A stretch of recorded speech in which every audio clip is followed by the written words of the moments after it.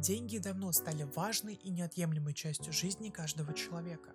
Но сколько из вас задумывалось о том, почему обычный лист бумаги с цифрами и какими-либо государственными знаками превращается в универсальное средство обмена, с помощью которого мы покупаем необходимые товары и услуги? Почему так? Почему билет банка приколов это просто шутка, а банкнота универсальный ключ почти ко всему? Что вообще делает деньги деньгами? Чтобы ответить на это, нужно отмотать историю экономической мысли на 100 лет назад, к идеям почти забытого, но выдающегося американского экономиста Эллена Эббота Янга.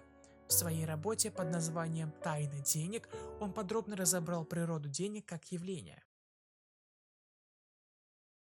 В школе и популярных книгах нам часто рассказывают историю, как наши далекие предки меняли одни товары на другие. Потом всем это надоело, и человечество якобы изобрело деньги. Янг же считает такую картину мифом.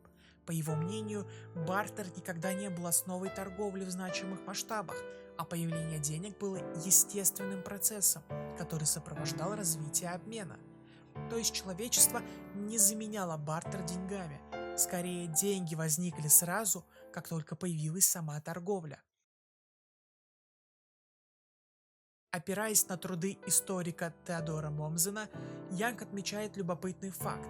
Народы древних цивилизаций почти всегда выбирали в качестве денег декоративные предметы, а не инструменты или еду. Но почему именно декоративные предметы? Вот как объяснял это Эллен Янг.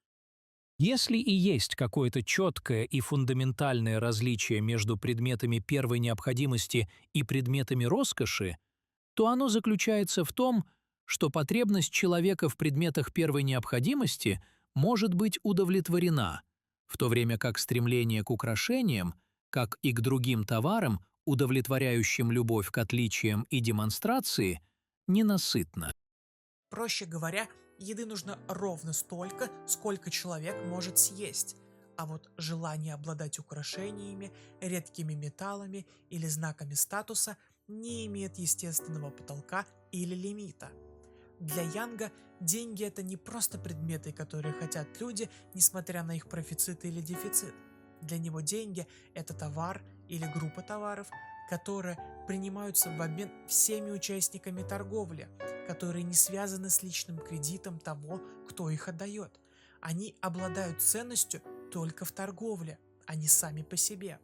Например, ваш чек, если кто-то вообще помнит о них, не является деньгами, ведь он привязан к вашему депозиту, а банкнота, напротив, она цена сама по себе, независимо от личности владельца.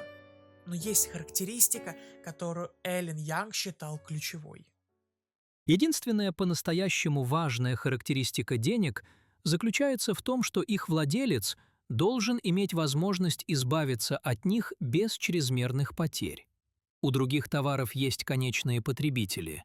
Деньги никогда не находят своего конечного пункта назначения или места упокоения.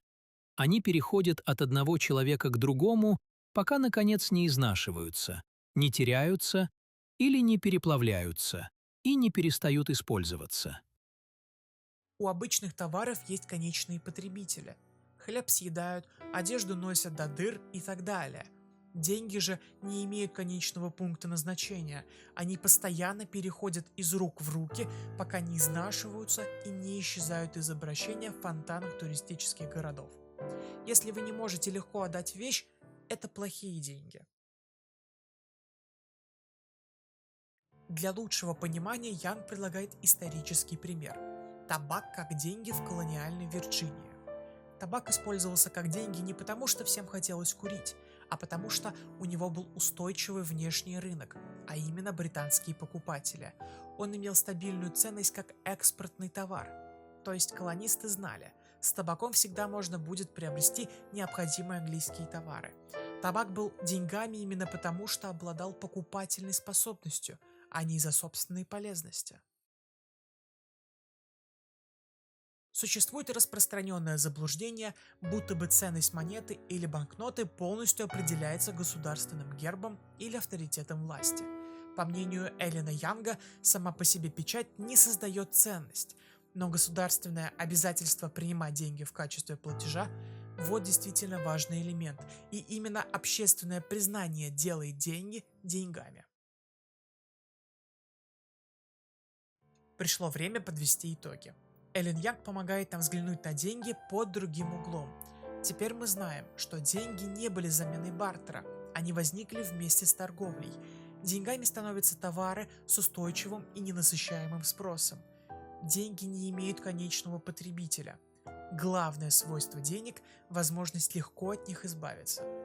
Спустя 100 лет мы видим, как деньги меняют свою привычную форму и переходят в цифровую среду, тем самым облегчая повседневную жизнь.